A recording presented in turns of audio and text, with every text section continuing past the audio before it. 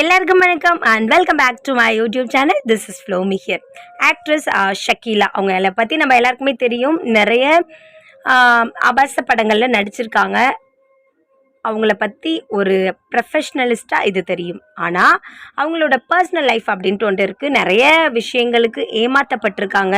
அவங்க ஃபேமிலியால் கூட ஏமாற்றப்பட்டிருக்காங்க. இந்த காயம், இந்த வலியெல்லாம் வெளியே தெரியாமல் இருக்கணும் அப்படின்ற காரணத்துக்காகவே நிறைய திருநங்கைகளை தத்தெடுத்து வளர்க்குறாங்க. நிறைய ஆண்கள் அவங்கள காமத்துக்கு பயன்படுத்திக்குவாங்க. பட் கல்யாணம் அப்படின்ட்டு வந்தால் இல்லை உங்களோட கல்யாண வாழ்க்கையை ஷேர் பண்ணிக்க முடியாது அப்படின்னு சொல்லிட்டு அவங்கள கைவிட்டிருக்காங்க. இந்த வழியெல்லாம் வெளியே தெரியாமல் இருக்கணும்னா நம்ம நிறைய சமூக சேவைகளில் ஈடுபடணும்னு நினச்சாங்களோ என்னமோ தெரியல. நிறைய திருநங்கைகளுக்கு வாழ்வளித்த ஒரு பெண்ணாக தான் இப்போது வலம் வந்துட்டு இருக்காங்க. ஒரு சின்ன பிரச்சனை என்னன்னா, பைல்வான் இருக்கார் இல்லையா, பைல்வான் ரங்கநாதன் ஒரு இன்டர்வியூவில் ஷக்கிலா கிட்ட ஒரு கொஸ்டின் கேட்குறாரு. உனக்கு அறிவு இல்லையா, மான ரோஷம் இல்லையா, இப்படி ஆபாசமாக நடிச்சிட்டு இருக்கியே அப்படின்ற மாதிரி கேட்குறாங்க. அதற்கு பைல்வான் கிட்ட ஷக்கிலா என்ன சொல்கிறாங்கன்னா, என்னோட வயிற்று பிழைப்புக்காக நான் செய்கிறேன்.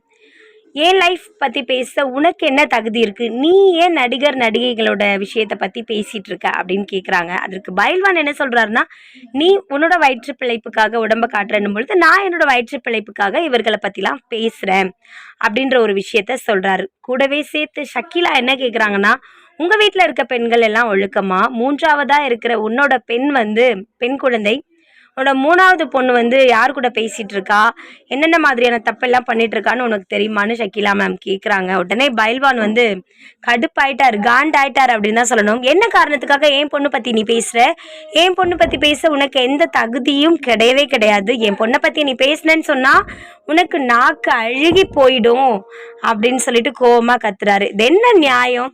அடுத்தவங்களை பற்றி பேசலாம், தான் பொண்ணை பற்றி பேசினா மட்டும் அவருக்கு கோவம் வருது. நடிகையாக இருந்தாலும் நடிகராக இருந்தாலும் யாராக இருந்தாலும் பர்சனல் லைஃப் அப்படின்றது அவங்களோட தனிப்பட்ட வாழ்க்கை. அந்த வாழ்க்கையை பற்றி பொது மேடையில் கான்டென்ட் கிடைக்குது அப்படின்ற காரணத்துக்காக பேசவே கூடாது. அதுதான் முக்கியம். ஒருவேளை பேசலாம் அப்படின்னா பைல்வான் அவங்களோட பொண்ணை பற்றியும் பேசலாம் தானே. ஸோ இந்த விஷயத்தில் பைல்வான் பண்ணது தப்பு தான்.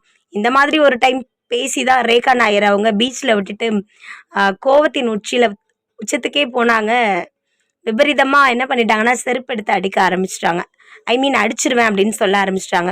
இந்த வயசில் பைல்வான் இன்னும் எத்தனை பேர்கிட்ட அடி வாங்குவாரோ திட்டு வாங்குவாரோ தெரியல.